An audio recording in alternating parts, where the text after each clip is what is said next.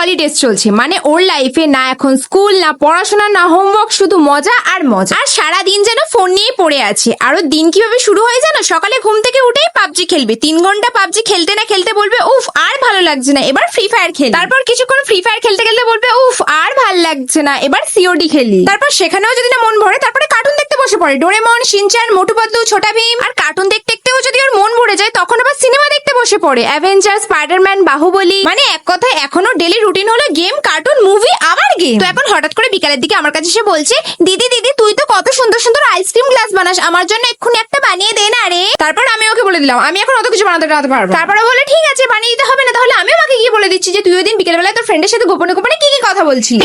তারপরে আমি বললাম এই নে ধর, তোর জন্য দেখ আমি কত সুন্দর করে বানিয়েছি এই কেক আইসক্রিম গ্লাসটা। আর আজকে তোমরা আমাকে কমেন্টে বলেছো তোমরা ফোন নিয়ে বেশি কি করতে পছন্দ করো, গেম খেলতে বেশি পছন্দ করো, কার্টুন দেখতে বেশি পছন্দ করো, নাকি মুভি দেখতে বেশি পছন্দ করো।